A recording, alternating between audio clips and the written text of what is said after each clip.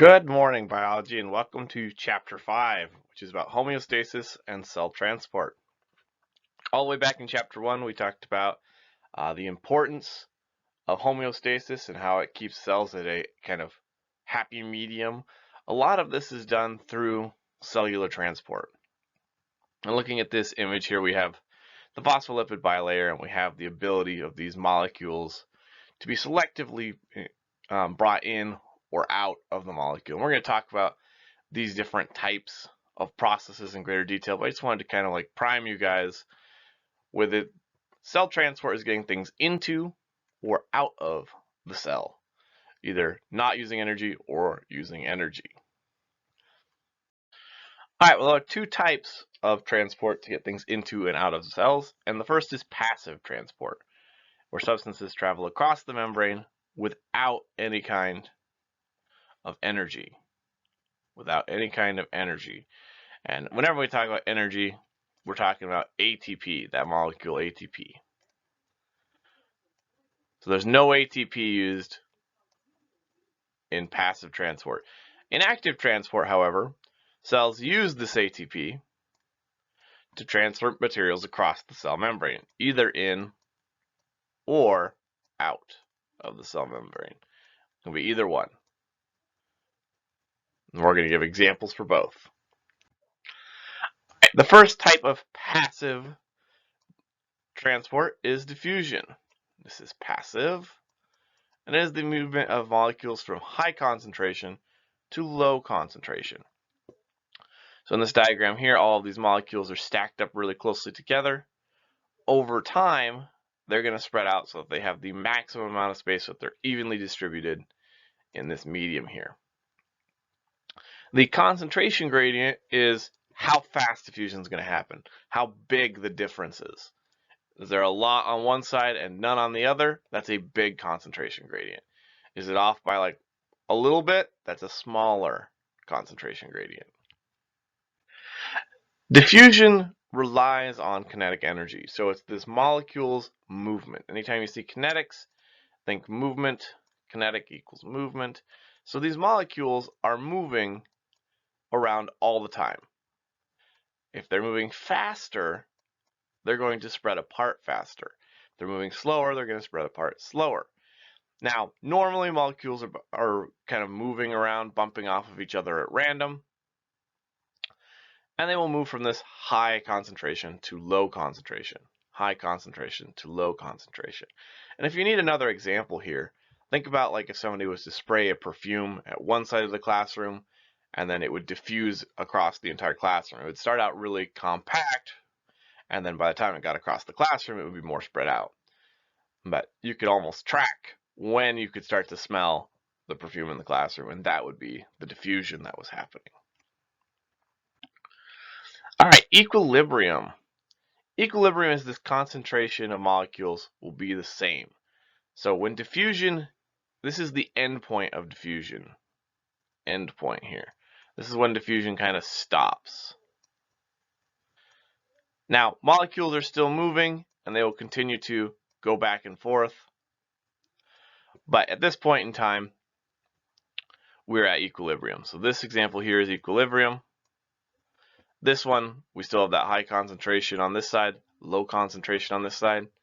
Equilibrium is when they're about equal. And sometimes it gets exactly, and sometimes it gets close. All right, cell membranes, we've always said they are selectively permeable, which means they let some materials through, but not others. Whenever we diffuse across a membrane, we call it simple diffusion. So whatever this molecule is here, call it glucose. It looks a lot like glucose to me. It will diffuse across the cytoplasm, and over time, it will reach a point where it is at equilibrium here at the end. How fast things, the rate at which things diffuse, depends on the size, then the chemical nature of that thing. The lipid bilayer is made out of fats, so things that are polar and big don't want to go over. No polar, except for water. Water's kind of allowed, but other than that, no polar things coming across here.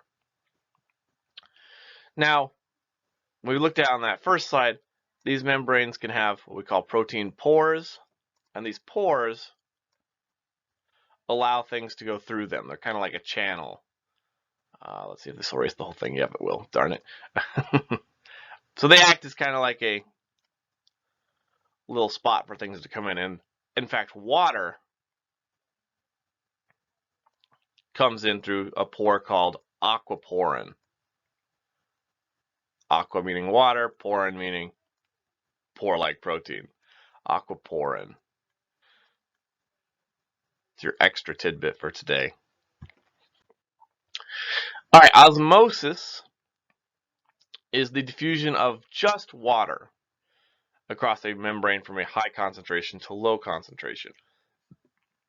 Now, the process of osmosis does not require energy, so it's passive transport.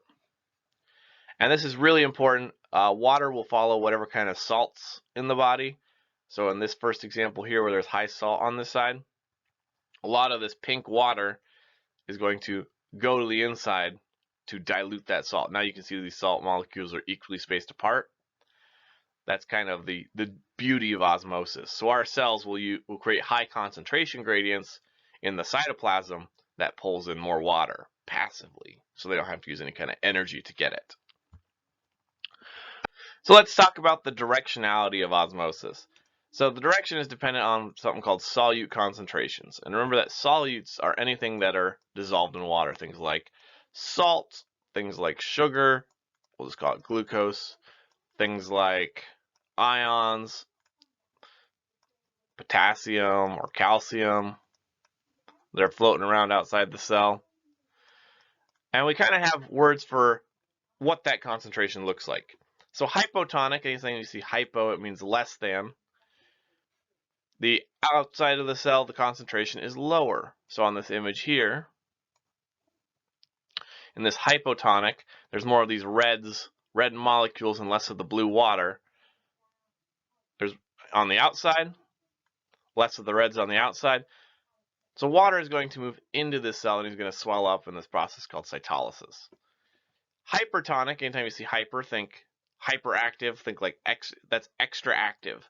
So hypertonic means extra stuff outside of the cell. And on this one, you can see there's lots of these reds on the outside of the cell and very few reds on the inside of the cell. And what happens in this one is the water goes outside and creates this process called plasmolysis. Our cells like to live in a thing called isotonic kind of concentration here, where the inside and the outside are equal. On this one, there's 5 on the inside, 5 on the outside of those little red molecules. So the cell is happy. This is why you can't drink salt water. If you drink salt water, you're putting your cells in this hypertonic solution here, and all the water is going to leave your cells and dehydrate you. So how do cells deal with osmosis? In a isotonic solution, cells have no difficulty keeping water in balance. And saltwater organisms usually live in some kind of isotonic solution to their cells. Many cells live in what we call a hypotonic solution, like fish in fresh water. They have more salt inside of them than in the water. So they have to get rid of excess fluid. So what they have is they have these cool organelles called contractile vacuoles that are kind of like the vacuoles we saw in plant cells, but they're used to remove fluid from the cell. In this paramecium, which is a species of protist,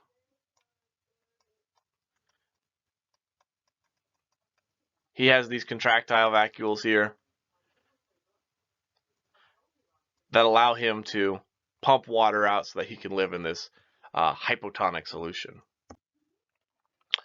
Something related is turgor pressure. This is used by plants, and they use this hypotonic solution to their advantage. The hypotonic kind of solution around their roots pushes water into the root. The nice thing about plants is they have these really strong cell walls. These cell walls are able to withstand this extra pressure called turgor pressure. And this is what keeps our plants standing up nice and tall. When they get wilty, that's because they don't have enough water to maintain that turgor pressure. So they need this pressure of the water pushing against the cell walls to allow them to resist gravity. All right, if you put plants in a hypertonic solution, where now there's more solutes on the outside, or let's say you don't water your plants. This is placing them in a hypertonic solution, where there's less water outside of the plant than inside of the plant. When this happens, water is going to leave the cells. Those vacuoles are going to shrink, and they're going to pull the whole cell into smaller kind of configuration here. They're going to lose that turgor pressure, and we get this process called plasmolysis, where this kind of guy is wilting down. Their cells are losing a whole bunch of water. All right, cytolysis. Let's break this word apart. First, cyto means cell. Lysis means bursting.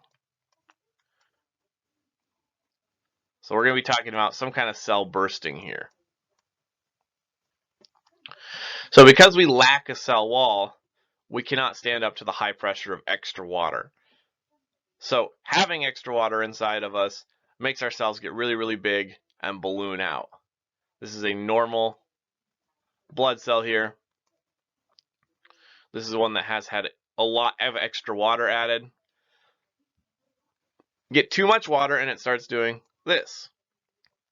It will rupture because it has too much pressure in there. And those ingredients will spew out of the cell in a process called cytolysis, or cell bursting. All right, our next type of fusion is facilitated diffusion. And even though facilitated makes it sound like it's active, this is another type of passive diffusion. There's still no energy, no ATP being used here in facilitated diffusion. But we use it for molecules that can't move across the plasma membrane due to their size, due to their polarity, their charge, whatever it may be. So we have these special things called carrier proteins that will help them move the molecule across the cell. They open up on one side, they catch one of these guys, and then they bring it down here. The important thing is that we're still going from high concentration on the outside to low concentration on the inside. So this is still passive diffusion. A molecule that we do this with is glucose. We like to use facilitated diffusion to move glucose across the barrier. All right, through ion channels. So ion channels, they are looking at ions. Remember that ions are charged particles, either plus or negative. And they're moving these from this higher concentration on the outside to a lower concentration on the inside. Or, like this potassium one here, a higher concentration on the inside to a lower concentration on the outside. Ion channels are specific to only one type of ion. So if you're a Na channel, you only do sodium. Some are open and some are what we call gated. Gated ones only open under certain circumstances, which we're going to talk about next. All right, so opening these gated ion channels. They can open in response to stimuli. Things like the stretching of the cell membrane will stimulate these things to move things in or out. Or electrical signals. This is how your nervous system works. This is like how you hear sounds, is your body gets this impulse and then it releases a whole bunch of chemicals that tells your brain, hey, I'm listening to Mr. Greer talk about biology today. And then the last one is chemicals in the cytosol, and that's kind of what this one is here. We call that a ligand here that's going to bond to this, open it up, and then allow these things to travel through. Example of this one is like dopamine or serotonin or adrenaline. All of these are chemicals in the cytosol that, or in the kind of the exoplasm there, that allow the cell to do things in response to your environment. And this is a good example of your body being able to respond to stimuli. Okay, that's the end of chapter 5.1. We're going to hop right into 5.2. All right, 5.2 is all about active transport. So now we're using ATP. Now, passive transport moved things down their concentration gradient.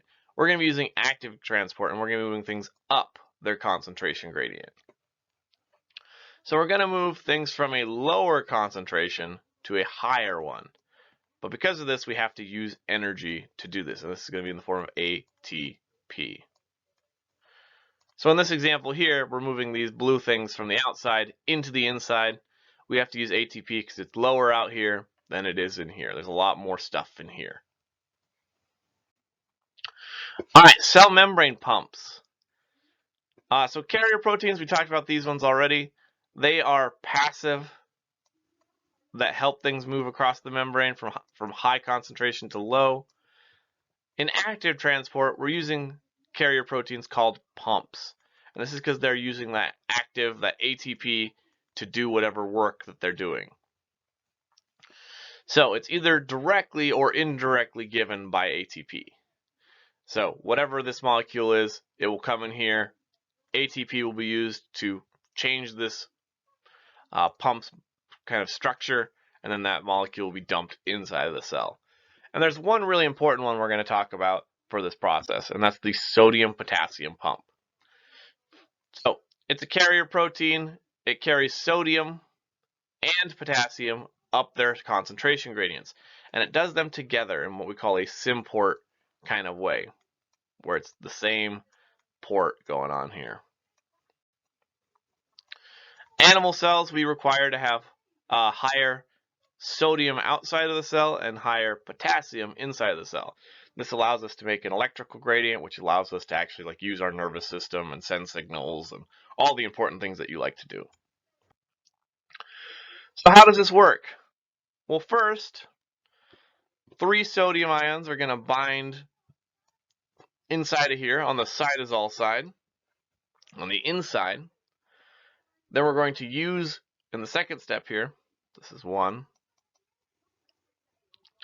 In the second step, we're going to use ATP, this little energy bubble here, is going to bind to this protein and release these outside of the cell. This is 3 up here. So far we've put 3 sodium in here. We've used ATP to release this sodium outside of the cell. And now we're going to step 4. So 1, 2, 3. Now step 4, now that we've done this, we can move 2 potassium, or K, molecules into this molecule, into this pump here. This then causes this to change shape because we've now bonded a molecule. This is one of those things that can make them change shape. So in step 5 here, this makes it change shape. And in step 6, these potassium are released into this inside of the cell. And then this whole thing starts over. I'm going to go through 1 through 6 all over again. We bind sodium, use energy to release them outside, capture those potassium, bring them inside, and we do it over and over and over again. And we pump, kind of like if you have a water in your well and you need to get it out and you use a pump, same thing here. What happens is it moves 3 sodium outside of the cell and 2 K into the cell. This creates what we call an electrical gradient. And so the movement of these guys creates an electrical gradient. The outside of the cell becomes positively charged, and the inside of the cell becomes negatively charged. And like I said, the important part of this is for the nervous system. It allows electrical impulses to travel along the cell membrane. So remember, the outside of the cell becomes positive, the inside of the cell becomes negative. All right, vesicles. The last kind of active transport we're going to talk about is the vesicular transport. We use these organelles to transfer a lot of quantities of something. Sometimes we'll refer to vesicle transport as bulk transfer.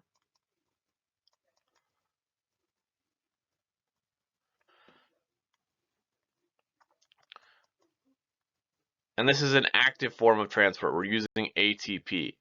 And remember that vesicles are made by the Golgi apparatus.